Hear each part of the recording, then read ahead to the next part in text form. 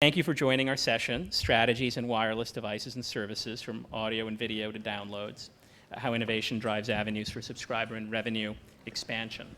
I think what's interesting is that we're in the middle of what can only be described as a new media platform, the identification and development of a new media platform. The wireless experience is becoming an entertainment experience right before our eyes. The mobile device is in the midst of becoming much, much more, from the functionality of a radio or MP3 player to the video quality of a DVD player. We've all seen devices that give you exactly the experience of terrific platforms that already exist. Cell phones that are like iPods.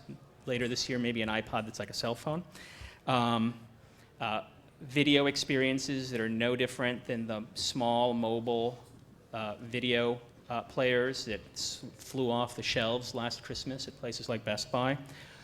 Wireless devices are incorporating all those features. Music is obviously accessible. Video shopping, video viewing, video downloading, all of it by multiple platforms. In essence, the parameters of the mobile audio and video experience are only now beginning to be formed and shaped. At the same time, roadblocks keep emerging. They're fragmented content deals, so that if you want to watch the top 10 shows on television, even the ones that are available require multiple subscriptions, multiple services. There's no place you can go for everything. Difficult to use interfaces and unclear pricing models. So there's a lot of work to do, even as the technical platform stabilizes.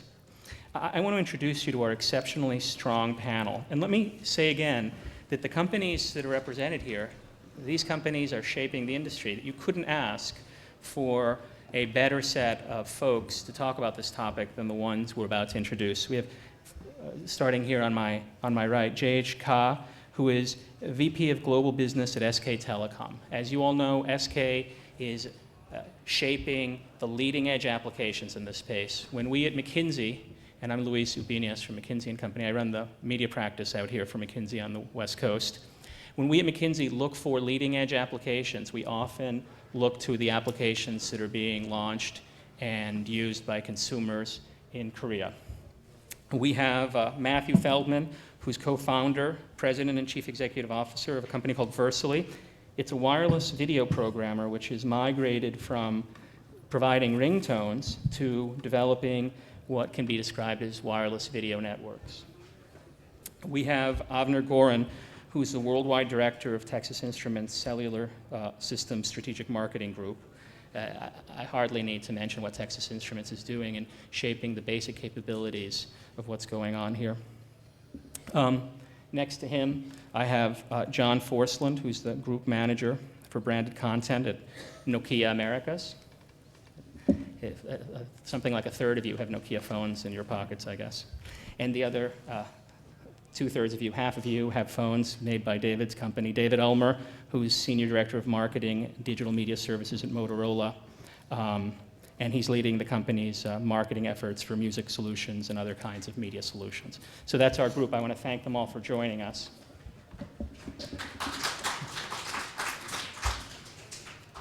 What we're going to do is we're going to have about 40 minutes of questions and about 20 minutes of guided questions and 20 minutes of audience questions. And I want to start with a question that I keep hearing here in Los Angeles as I do my media work for McKinsey, and that is that despite the wireless operators' best intentions, despite ever-improving screens and so on, consumers are not running out to upgrade to the latest handsets to subscribe to the next generation networks and applications.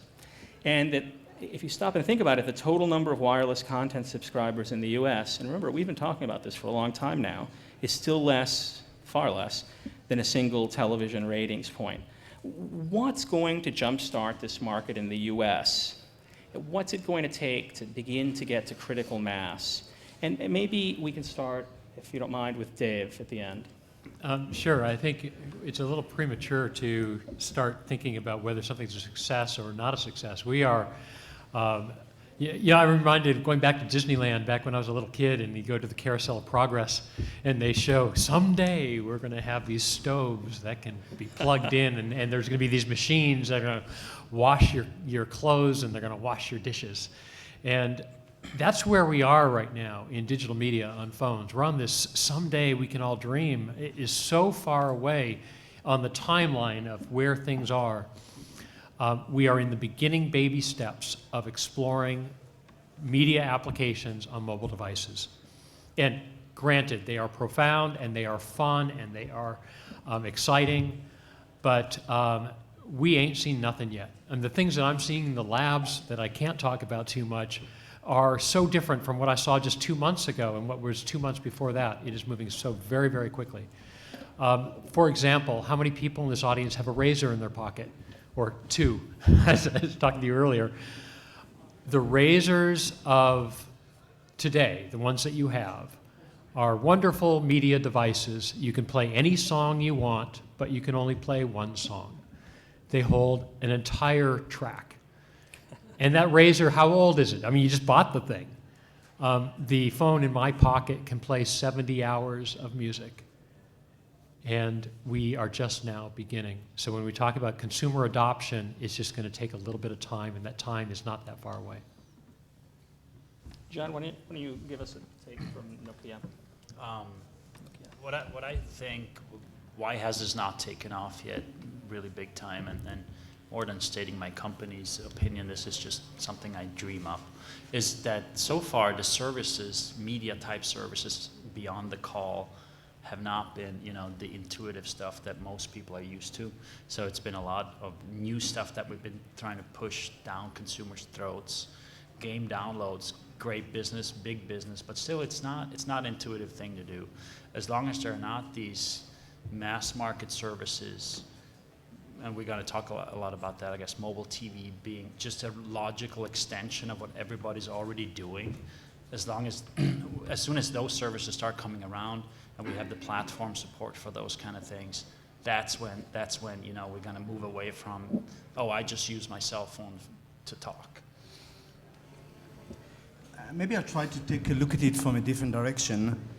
I believe that every technology needs to meet some kind of a threshold in user experience before it's actually widely deployed and successful.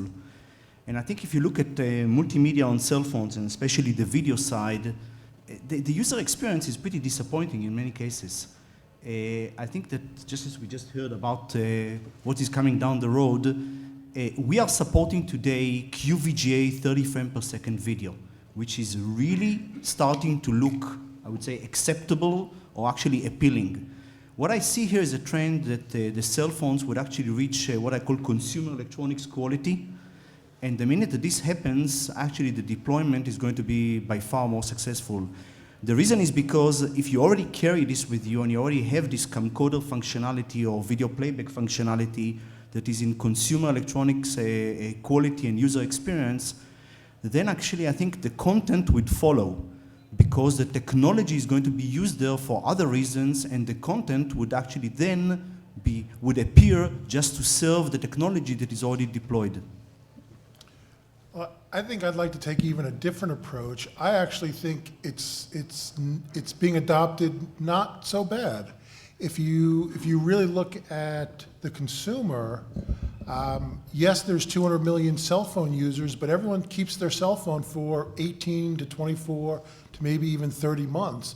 So if we just look at all the new technology coming out over the past year, what percentage of Americans have bought a new phone or turned their old phone in? You can't count a consumer that has a 2-year-old phone, whether they've adopted video or not, or adopted full music downloads, because their phone doesn't handle that.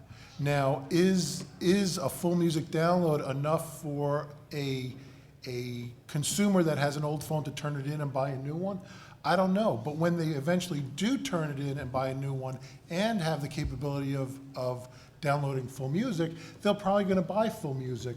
But if we just look at the consumer base that owns these phones, I think it's a relatively decent success in usage of that percentage. I think I second Matthew's opinion that we're doing fine for where we are. That means from terminal perspective, we're just getting the right terminals. From network perspective, Well, in Verizon and Sprint, they are working very hard to put EVDO, but if you have an EVDO service, try Freecast here. You're probably not going to get it. Well, in 1 or 2 more years, they'll probably implement it. The third is platform. By platform, what I mean is if you tune on your TV, and if you don't know which channel is going to play which program, you're going to be really, really perplexed. But that's what's happening to the cell phones right now. Verizon, it's a different experience. Sprint, it's a different experience. You don't know what you're getting and where to get it, when to get it.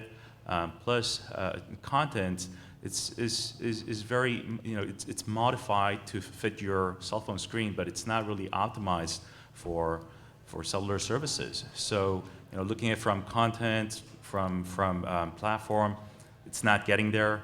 Terminal network, yes, it's reaching. So, at the stage where we are, we're doing fine, but a lot to catch up.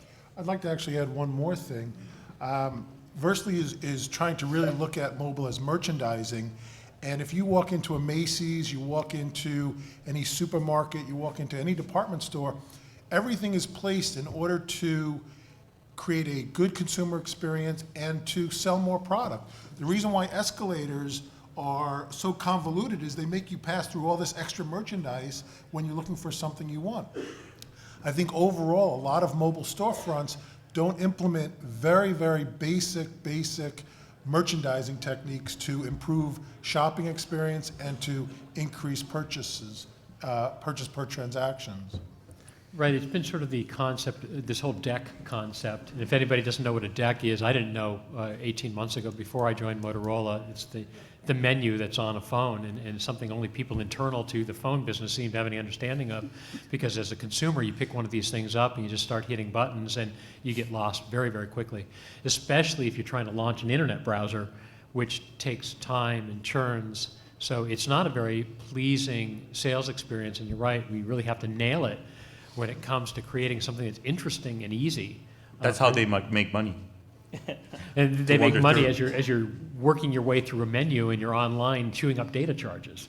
So when you change, you look at some of the interfaces that are using like Windows Mobile or more icon driven and speed things up a little bit, and it becomes a little more pleasing. But at the end of the day, a 2-inch screen is not a very good storefront, and that's something we have to confront. I really like what Verizon is doing as an example where they have a full-bore music store online on your PC that is directly compatible and integrated with what's happening on your phone. So you can search and enjoy and find things online, and poof, there it is on your phone. I want to deal with the question you've all hinted at directly, and that is, if I am an executive at a content company, what are the specific customer interface, interactions, device changes that are required for me to feel like there are no more of the technical barriers you're describing?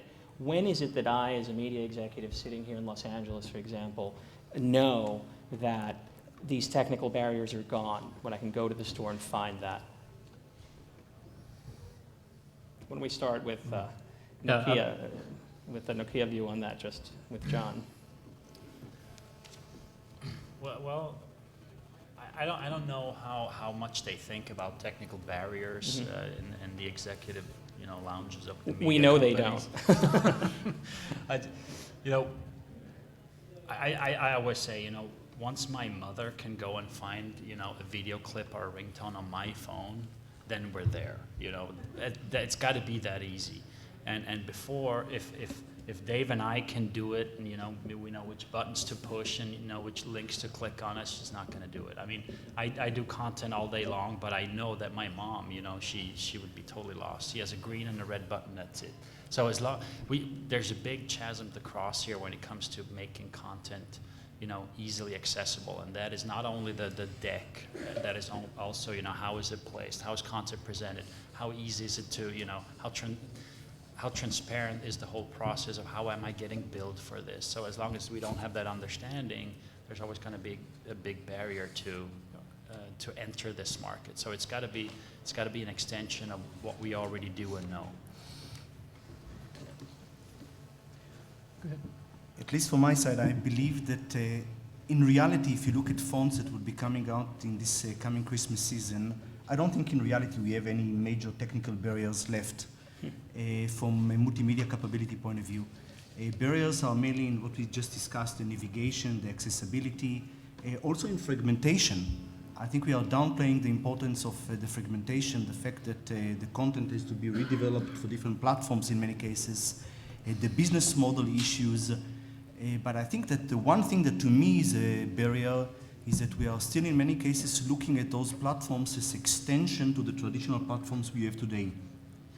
And we are not really taking advantage of the potential of what those platforms can do differently.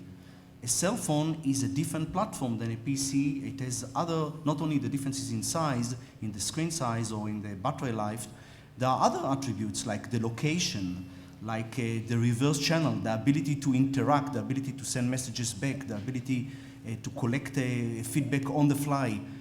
What I think is going to happen is that those services would be developed that take advantage of those features of the cell phone. Then we'll actually see the massive deployment. And I see some of that taking place behind the scenes. Some large major media companies are actually purposing content from the get-go for the small screen. I mean, this is a brand new medium that has not been exploited. It's not just, like you said, just a 2-inch screen that we're trying to deal with here. It's the interactivity, it's all these other things. You know, if you look at the very first TV programs, when there was this big shift from radio to TV, the first TV programs looked just like this. People sitting at a desk with a mic in front of them, because that's what they knew. They knew radio, and they said, okay, now I can film it. And as you can see, things have changed a bit. Now we've got, you know, Desperate Housewives and Superman on TV, and it's a whole new world. The same thing's going to happen with mobile phones. And there are people right now, some in the major media companies, spending a lot of time and effort creating content that is small screen, short form, episodic, fast moving. I mean, you can't put Lord of the Rings on a phone and enjoy it. If somebody recut it, maybe, lots of close-ups and fast, small segments. But it's got to change. I actually have two comments. The first one is, I think, when will technology stop being a barrier is when we stop talking about cell phones as technology. They're devices that are personal. I should be able to call anyone, I should be able to watch any video, I should be able to use any ringtone without all the mess that's involved in it. Looking at any SMS campaign, what 13-year-old knows what an SMS is? They know what a text message is. It's still being discussed in a very technology or technical manner. And when we stop talking about it in a technical manner, that is the beginning of the technology moving out of the way and letting it become a media or the device that it should be.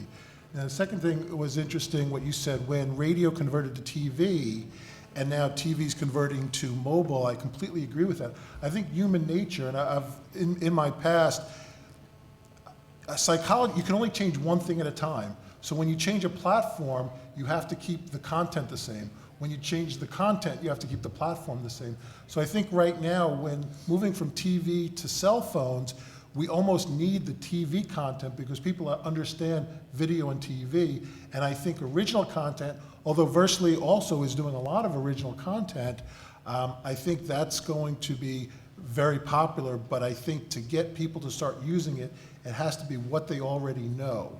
And that's what's going to drive them there. It's almost like you have to find something to get people to watch mobile, and then you need something to keep them into mobile. And it's all about attracting them and reducing churn. And I think the original content will keep them on mobile.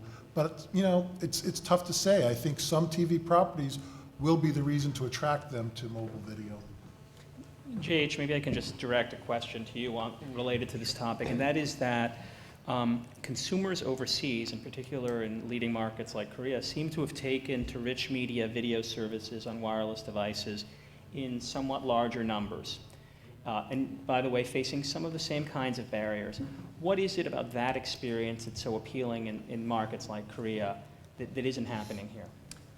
Okay, SK Telecom started our 3G services now for 4 years. So we have like 3.5-year head start in Korea. So I'll talk about that a little. And we recently launched satellite DMB service.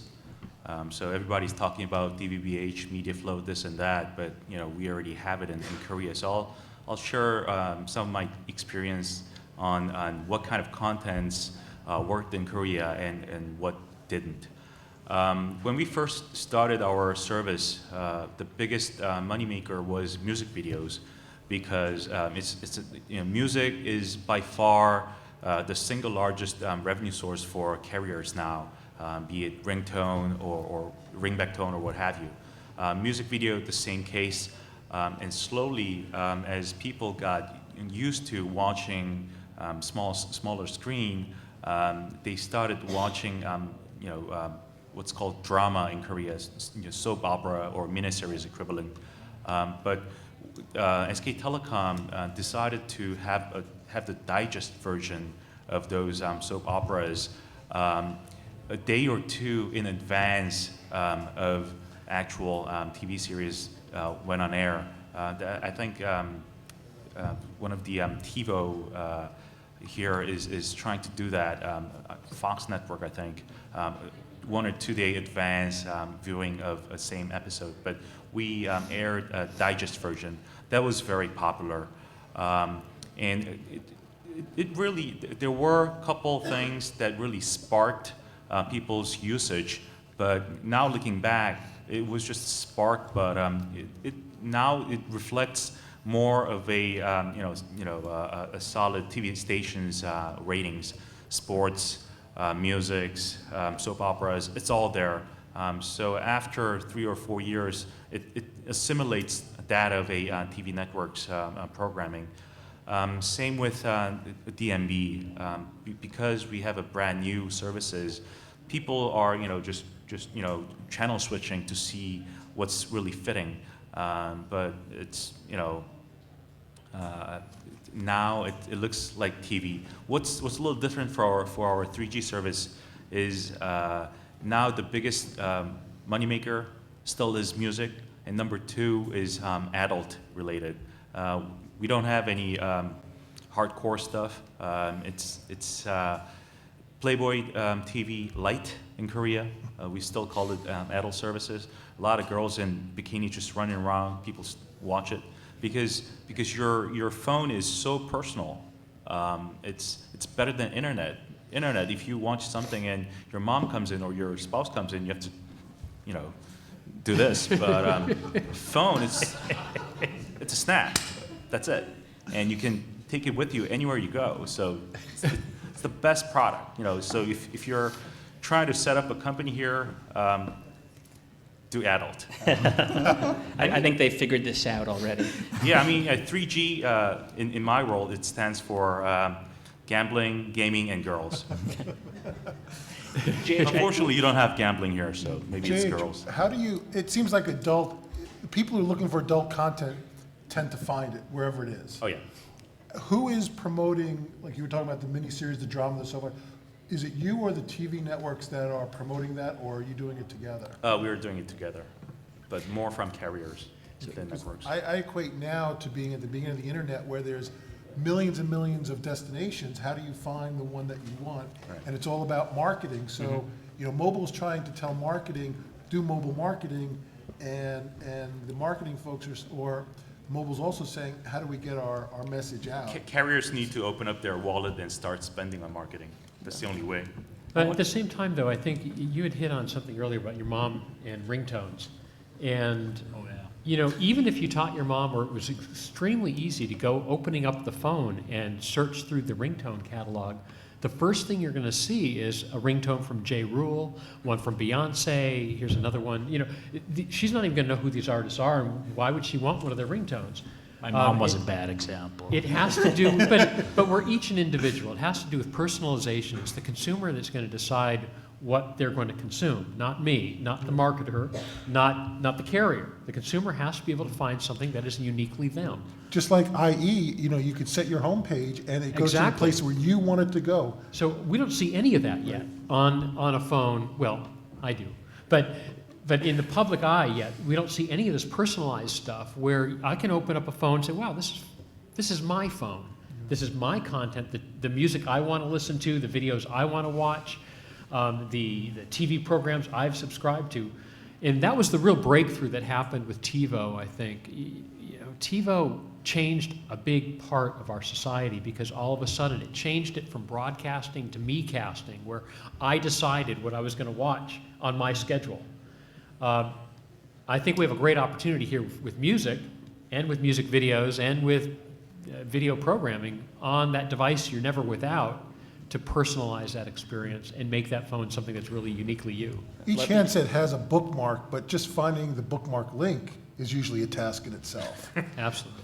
I want to bring JH's question back to the United States. And by the way, if wireless video is only as successful as TiVo, then we've all wasted our time. So let's hope, let's hope we do better than that. JH described a very organized situation where new creative forms of content, things that one could consider killer applications like digests of soap operas appearing before the soap opera happens, are in an organized way brought to the consumer. Here, we're seeing massive atomization. We're seeing multiple platforms on multiple pipes. We're seeing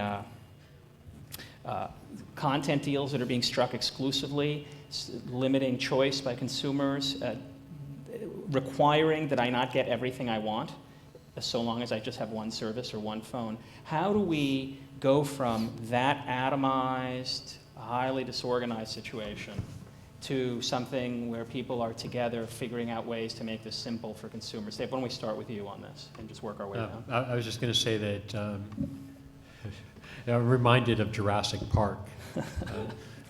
Life will find a way. Right. And let's not be fooled here. Consumers are in charge. All we're doing here is fiddling with technology, trying to find the best way to deliver a multitude of products to the marketplace. But at the end of the day, it's what the consumers buy that will fuel what is produced. And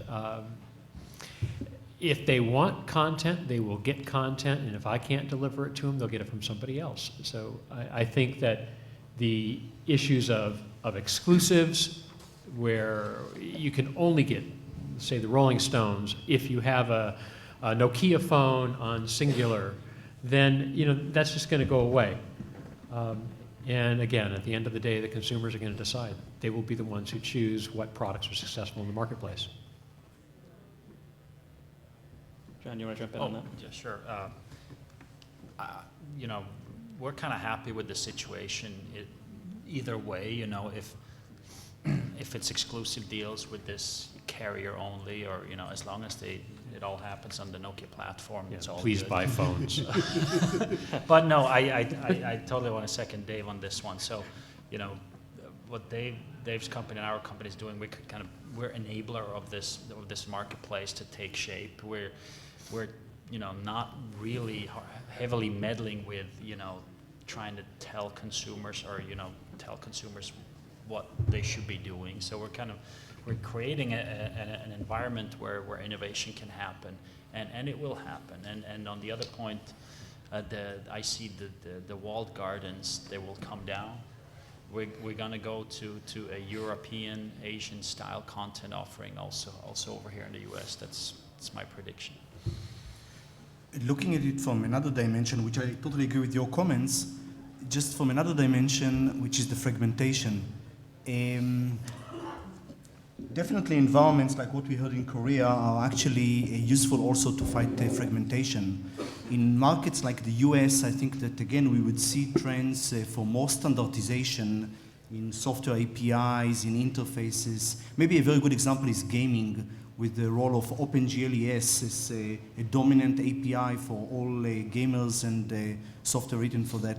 What I think would happen is that the market dynamics would definitely are about diversity, but to reduce the cost of porting the software across those platforms, we will see a stronger push towards standardization in some of the software APIs, which would reduce the cost of the porting efforts.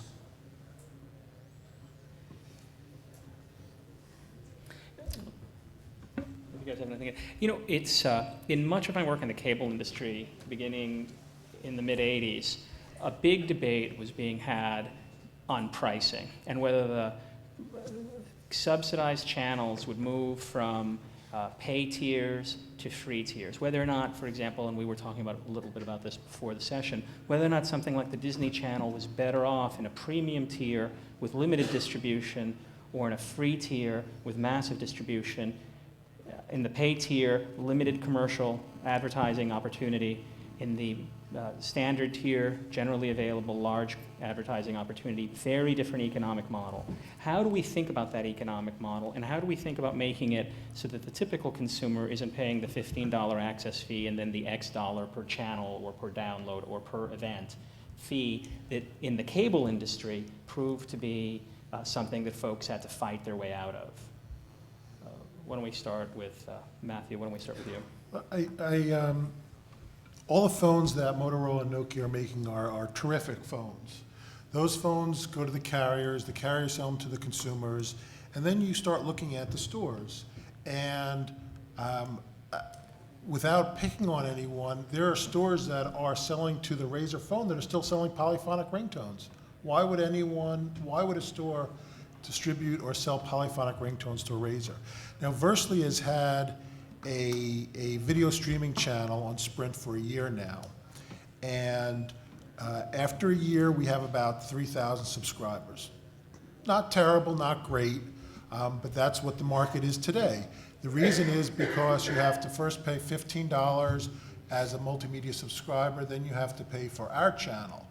Now, we've done extensive research, and with a free channel, we are about 99% confident we can grow 100 times.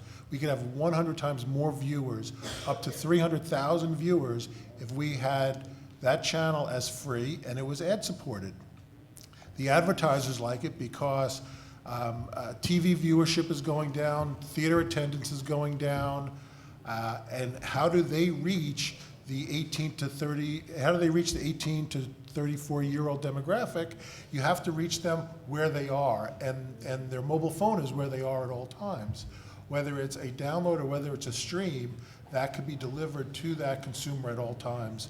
So there's value to the advertiser, there's value to the content provider, there's value to the phone manufacturer, and there's value to the wireless carrier. Everyone makes out. So why isn't this being adopted quicker? The phone manufacturers want the consumer to use all the features on the phone, because the more features they use, the more of the phone. The carriers want to use all the features on the phone, but they're still charging for video, therefore not everyone is using the features on the phone. And I don't know why it's moving slowly, but for those people that I think are paying for it, I think they're seeing I think they're enjoying it, and now making it free is going to make it use that much more, and that's coming very soon. Maybe one comment about advertisements.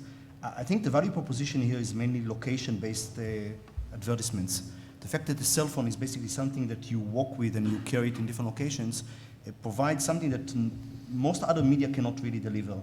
The fact that the advertisement can be based on where you are. What is the next shop on the right-hand side that has a sale now? This is something that most other media cannot deliver, and I think that's a big promise that should translate into business models. And of course, everyone's like, well, no one wants to be spam. Nobody is talking about pushing unwanted advertising. You're going to walk by Starbucks and they're going to send a message, and you may not be a coffee drinker, and all of a sudden you charge a quarter for that message. That's not going to happen. What we're looking at in our video advertisement, we have anywhere between 2 and 5 minutes of streaming video. We're looking at a 15-second commercial in that. That's not a lot to be able to watch a 5-minute video that you really are interested in. That's not enough to drive you away.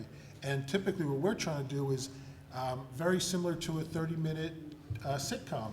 Give you maybe 30 seconds of viewing so you know if you want to watch it or not, then the commercial, and then the rest of the video. So it's not at the right at the beginning of each one.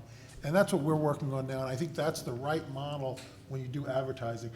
Plus, the like you said, the location-based, and go even further than that, when you subscribe, they know how old you are, they know what your preferences are, and they could now say you're a 25-year-old male. Well, Schick razor blades is going to target you. They're not going to want to target. They may want to target, maybe not want to target an 18-year-old male. Gosh, I think the answer to varying pricing levels, whether it's going to be ad-supported, it's going to be pay-per-view, or it's going to be pay-per-download, or pay-per-clip, or whatever, the answer to all that is yes. Consumers will choose which ones that they want to do. Some people want to listen to ads, and you have, like, currently about, maybe 800 million people in the US alone that are listening to free radio.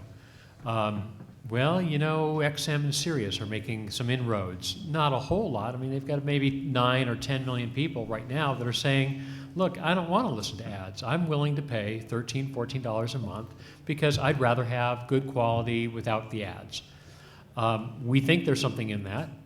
We're, between all of us here, 200, 300 million phones going out to the territory, and some of those are going to be carrying radio that have no ads, and I think people will pay for that. Some are going to offer downloads at $2.99 a track, and you look and say, that's nuts. Why would somebody do that? Well, some people are going to do that because they want to buy the track. It's all about offering options and varying price points, and then letting the marketing folks take a look at it and say, look, we priced something at this price, and all of a sudden we're going through the roof in sales. Or there's this property down here, we're seeing we can support it with ads. So we'll see all of it. Let me share one experience which SK Telecom had a few years ago. We did a market survey asking consumers whether they would like to get ad-sponsored programs. And yeah, if it's free, they love it, right? So it's great, let's launch it. So on a very limited basis, we tried it, and people hated it because when you see a content on your cell phone, you instantly think this is a premium channel. I mean, the device you have is pristine. You compete for battery life, for attention.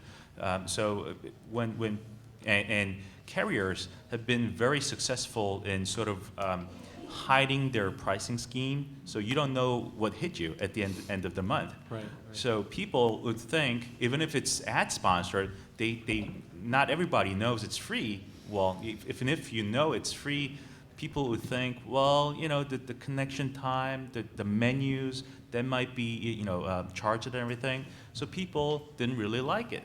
That's why we dropped it, and we don't have ad sponsored programs anymore. One more thing is, carriers don't like ad sponsor model because they think they own the content, and many carriers think because they own it, they ought to utilize it on their behalf, not by some other additional ad sponsors. If you think about the point of view of a content provider, and you think about choices between emerging platforms like MediaFlow, whatever Crown Castle situation, VCast, and so on, how do we think about the shakeout on platform? What is the likely path?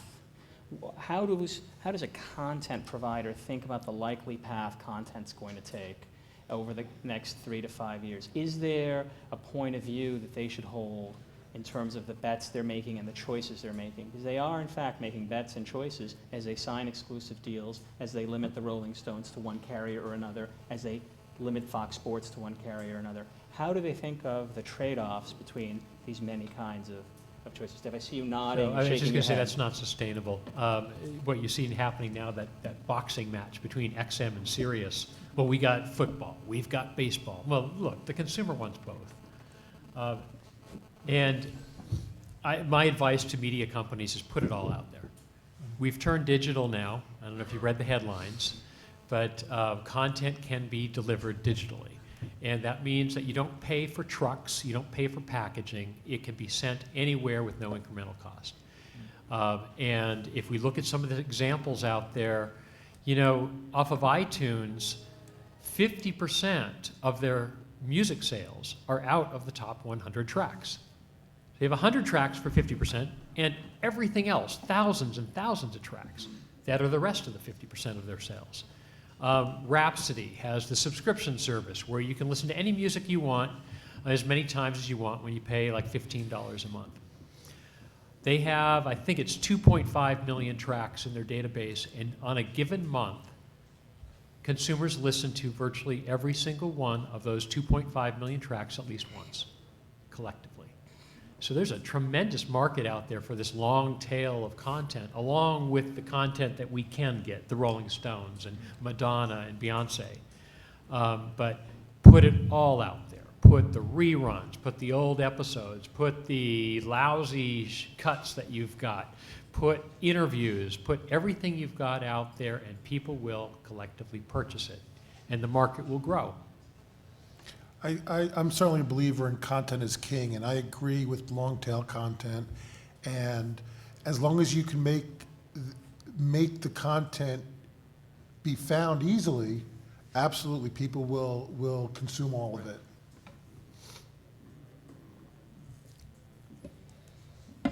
It's, I want to leave time for audience questions, but many of the folks we're spending time with in the media industry are asking the question of whether or not to create specific content for small screen wireless devices.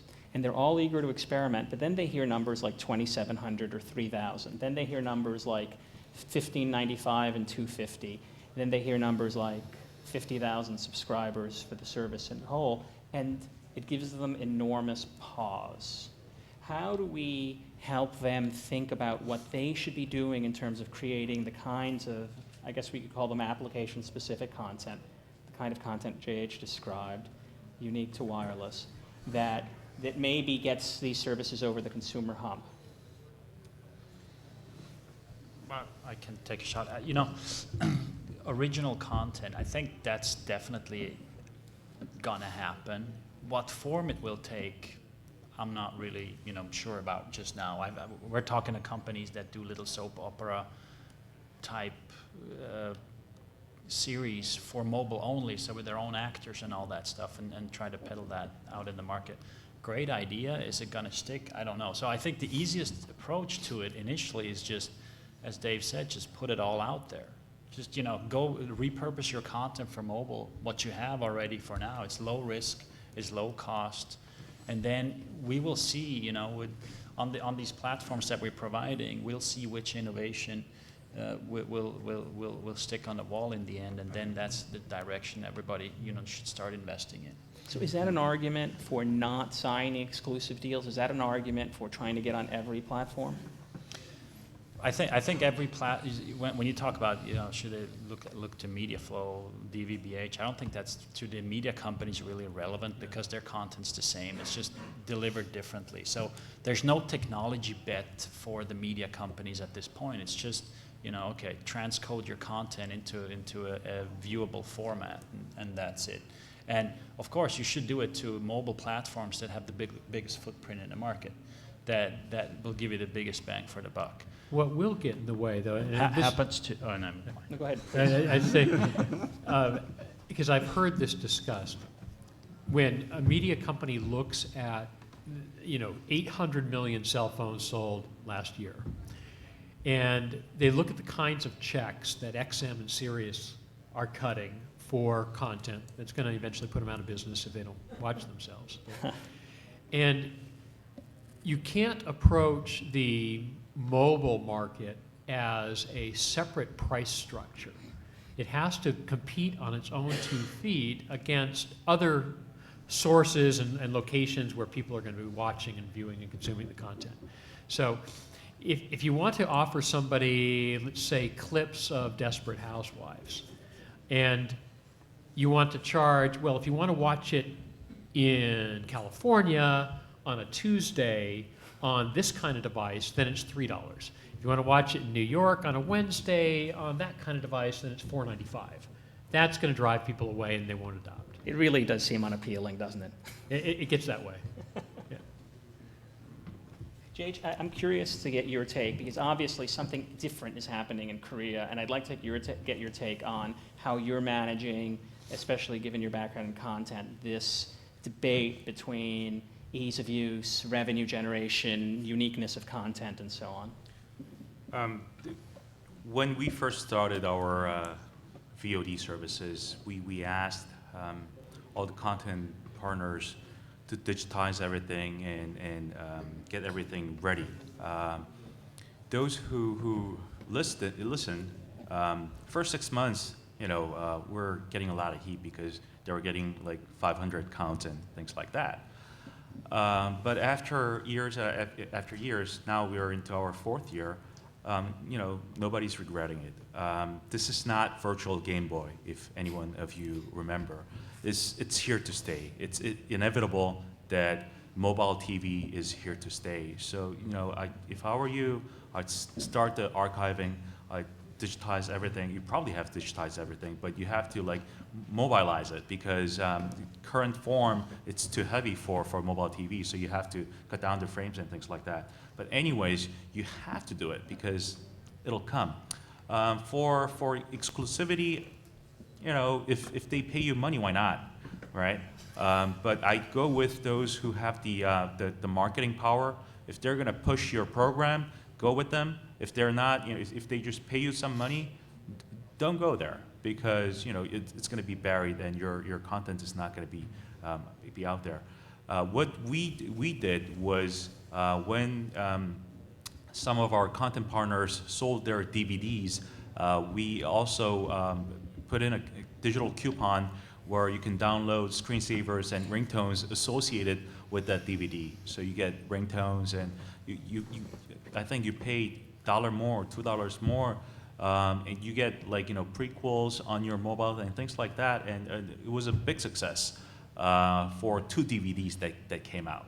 So it's one of those promotional things. You never know what's going to work, and you never know what's really going to stick. So you got to throw them out there, and sometimes it works and sometimes it doesn't, right? But if you want to do a very wacky type of promotions, you never know. It might be hitting big in U.S. It didn't work in Korea, but it might. I think the U.S., the big media companies in the U.S. are still too conservative. I think the reason why Disney, ESPN, and Fox are everywhere now is because they made the investment 3-4 years ago, and it's going to be, I think, more and more difficult for the other networks and the other media companies to come in because they're coming in late. Trying to get to them, we talked to a bunch of media companies 2 years ago about doing ringtones, completely against it. And I think that in this dynamic, innovative mobile world, it's going to be hard for the larger media companies to sustain a competitive edge by being so conservative. But unfortunately, even today, there's many media companies. You hear excuses like, well, we're going to think about it. Well, we want to see what other companies are doing. Well, you get 10 million excuses, and hopefully you have to bang on a lot of doors to get one that's willing to be a little bit of a thought leader, and it's rare in the U.S., unfortunately. And at the end of the day, their competitors are going to do it, or their competitors' competitors are going to do it. The platform is too large, the demand is too great. I know of media companies right now that are creating some phenomenal content for the mobile platform. And when these conservative, slow-moving studios take a look at that and go, oh my God, why weren't you in on that? They're going to be slapping around the top executives that And they were given that just choice, a too. week ago telling them, no, stay out of this, let's stand back. And, it's going to happen. I think it's an interesting theme you've all hit on, and then I'm going to ask you one last question, but just to emphasize this theme, this idea of instead of cutting short-term exclusive deals that optimize revenue, thinking about establishing yourselves as online brands with online audiences may yield less short-term, although the revenue is nominal anyway, less of this nominal short-term revenue and more of long-term positioning in the core basic services that ended up being so valuable in other analogous situations like the cable industry. In all this discussion, you all have been, I would say, sobering. I wouldn't say that there's lots of undue optimism embedded in the conversation we've been having. When do you think that people can begin to think about wireless as something that they can easily use, something that is stably priced, where these kinks that we've been describing for the last 45 minutes have been cleared out? When do you think, maybe not the grandmother, but the reasonable 17-year-old, It was my mother. the reasonable 17-year-old, closer to my son than my grandmother, the reasonable 17-year-old can think about having an effective music and video capable device in her pocket? When carriers finish their eVideo coverage, they will start doing that, because right now eVideo service is all marketing. They just put it out there without the coverage, and they just tout and pump their chest and say, oh, we have this, but they don't, not yet. They didn't even put the money in there to fully implement it nationwide. But when they have their skin in the game, they will start to pay more attention to this. The UI right, they will get the content rights, and they will do everything right. So just in the meantime, if you guys just play dead, nothing's going to happen. But if you start building up your mobile library, by that time, I think it's going to probably take us about 2 years at most, or even shorter than that. Then it's going to start rocking. That's when the tipping point, I think, will begin. I think the 13 to 17-year-old is a glutton for content, so they're going to get it no matter how difficult it is. It's the 24 to 45-year-old that is a more educated consumer that wants a better quality. And I think once that group is marketed to and has content that is relevant to that group, I think that's when it will be more mainstream. It's the older demographic, not the 13, 15-year-old. Avner, I want to be sure to hear from you, because you Yeah, all I are totally sitting agree at the that the back 13, again, I'm looking at my children and I see them doing this already. So those guys know how to figure it out, no matter how difficult we make it for them. So I'm not concerned with those demographics, no doubt. Again, my opinion is from a technology point of view, at least on the terminal side, by the end of this year, I think we'll have all the right capacities, capabilities, and features to support all those services. I agree that the network side is somewhat slower. I really think we are forgetting something here. Many of those services are actually independent from the network. The fact that the cell phone has a camera, has a camcorder capabilities, has a local gaming, this can be done from a flash card. It doesn't need the network in reality. The network is definitely adding more options, but it is not the only option. And therefore, my point is that I think those services or those capabilities would be there for other reasons. Once the network is there and the content is there, it's only on top of it. So I don't think it would slow down in any way. It would happen in any case. That's a great point. Nothing new for me to add, but I think, on the terminal side, this is kind of the year where we start getting, the necessary power into these devices that will make these experiences that we've been talking about really meaningful. So if you look at a device that's coming out here soon, the first DVB-H device from Nokia is you watch TV on there like it's your little TV. I mean, it's really amazing. So I think the power's there on the handset side, and now other stuff needs to come together. Already talked about network components need to be there, and then the content's already there. There's a lot of meaningful content there. We just got to present it better, market it better, and then so that it starts making sense for my mom. Dave, I know you have something to add. Just want to, The main figure of this panel, your mom. I agree with Avner completely that we can't just keep waiting for next gen, 3G, 4G, 5G, because content will always get bigger and fatter. Just like happened with PC, the second you got a faster PC, Microsoft would upgrade Office, and now you need another PC. And there are ways and experiences that can be had on a mobile phone, even today, with the phones that we have right now, that are phenomenal, that are just now being introduced. Need a little bit of storage, perhaps a USB connection. And for example, if you want to watch a movie, well, you don't have to download a movie over the air and pay air and data charges. You can have an SD card and take it off of your PC and plug it into your phone. With a half gig card, which costs what these days? Maybe $30? If that. You can watch a full-length DVD quality compressed video on your phone, if that's what you wanted to do. Right now, we're offering radio services on these phones that's of hundreds of channels of digital quality, commercial-free radio on the phones that you can have in your pocket right now, and it doesn't have to all come over the air. Let's go to audience questions. Back there in blue.